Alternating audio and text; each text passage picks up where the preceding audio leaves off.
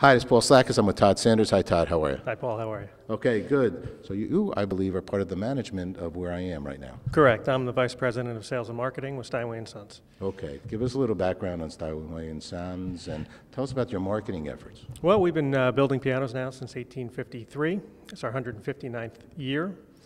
We actually do very little in terms of marketing as far as conventional methods of marketing. We don't do print ads. And one of our largest efforts is in our concert and artist department, which is where we have over 1,800 Steinway artists play concertize all over the world of many genres, including jazz, which is what brings us here today. Okay. Now, how does somebody become one of your 1,800? Well, there's an application. The first requirement is that they must first and foremost own a Steinway piano. None of our artists are paid endorsers. They actually have to own the piano first. They also have to be a concertizing musician. Okay.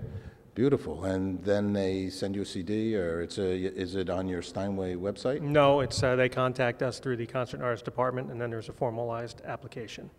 Most are sponsored in through their local Steinway dealers. Okay.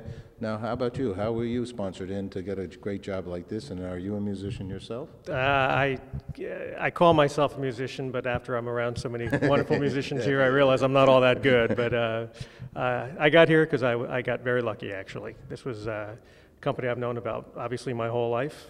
I come from a different industry. I come from the marine industry.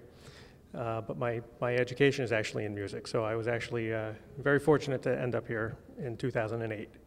Well, a historic company, beautiful pianos, great talent associated with them. What should somebody know about a piano? Well, there's a lot of pianos out there. There's 12,000 parts that are in a Steinway piano. Each Steinway piano is handmade. We're one of the few piano companies left that actually still handmade with almost minimal automation. For the most part, a lot of pianos look alike. If you had them all in a room together, put price aside, it's very difficult if you were to cover up the brand name to tell one from another. The main thing is the fact that Steinway pianos are handcrafted. Each one has an individual sound and personality to it. Steinway always builds to a quality, not to a price. We are not the least expensive piano by any means, but our pianos do tend to last well over 100 years and become family heirlooms and part of the family. Most are willed from generation to generation. A darn good investment. You could say that, yes. By far. Yes. They just go up and up and up and up. Since 1853, they all have.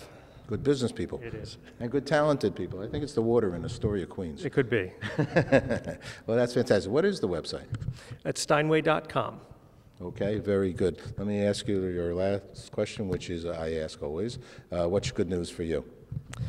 Well, good news is actually being here today. I was actually a fan of David Benoit's long before I ever worked for the company. So this is quite a thrill for us. David is the first artist to record certainly digitally in here. Take advantage of the unbelievable acoustics. A lot of people would not record in here because it's not a sterile environment, as it's called. You hear some street traffic noise. It's not a quiet building, but the dynamic of this building is actually going to help to enhance the personality of this record. And that Indiana limestone. I guess that's what, yes, I think you're right. A lot of good stuff in here. That's magnificent. What Thank a beautiful, beautiful building. It sure and is.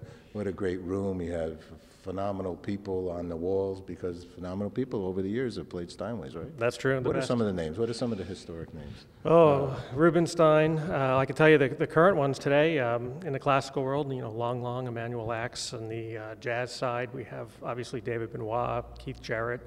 The pop side, we have Billy Joel, Diana Krall, Bruce Hornsby. We're very, very pleased to have the musicians that we have representing us. And I'm so happy you do because I love every one of those. Thank you. Thanks so much. Thank you. Steinway Hall was constructed in 1924 through 25 to the designs of Warren and Wetmore for Steinway & Sons, the piano manufacturer firm that has been a dominant force in the industry since the one more time, Steinway Hall.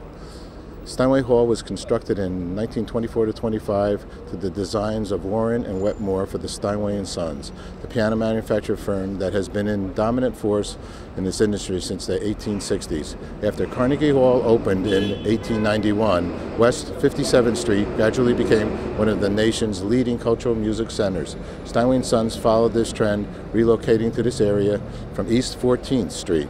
Designed in a restrained neoclassical style, Steinway Hall is L-shaped in plan, with a front portion clad in Indiana limestone that terminates in a setback, 4-story colonnade tower, and a central campanile-like tower with a steep pyramidal roof and large lantern.